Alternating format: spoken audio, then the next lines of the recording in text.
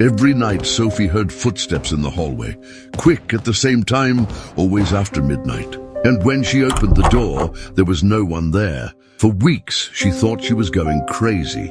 Until one Thursday, she heard the voice of Luke, the friendly neighbor from 4B, saying her ex-husband's full name. Sophie confronted him, walked into his apartment, and found a table covered in documents. And in the middle of it all, a photo of her with the word connection circled in red. Luke said he was an investigator and that he was after Derek. But his phone rang, the color drained from his face, and he said, "Derek knows I'm here." Sophie asked how Derek knew. Luke opened his laptop and showed her something that changed everything. Derek owned the entire building. His shell company had bought it 2 years earlier. The apartment 4A that Sophie found online when she was desperate to leave home wasn't luck. The listing was targeted at her. The price was too low because Derek wanted her there. Sophie asked why. Luke opened another folder, 3 women, photos, names, dates. A former business partner, an accountant, an ex-girlfriend.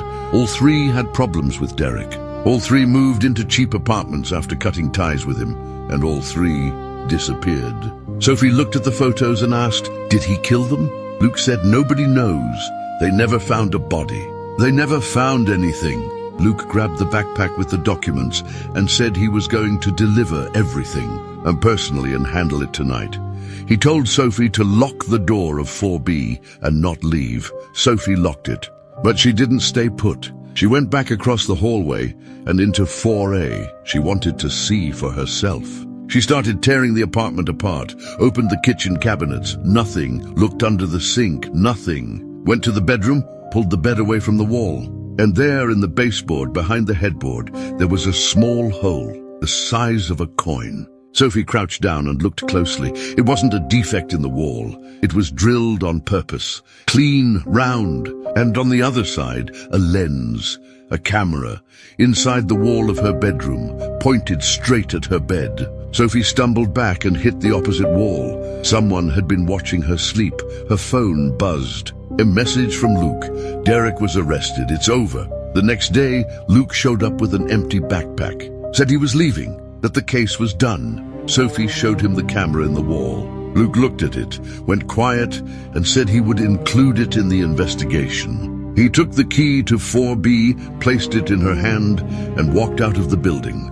That night, Derek was in jail. Luke was gone. Sophie turned off the light and lay down. The building was silent until 1 in the morning. The footsteps came back, the same ones, at the same time. Sophie sat up in bed. She got up and went to the door, pressed her ear against it. The footsteps came down the hallway and stopped in front of 4A. She looked through the gap under the door. No shadow. She yanked it open, empty hallway, no one. Sophie spent 2 days packing. The footsteps came back both nights. On the second night, Sophie opened the door and screamed into the empty hallway. Who's there?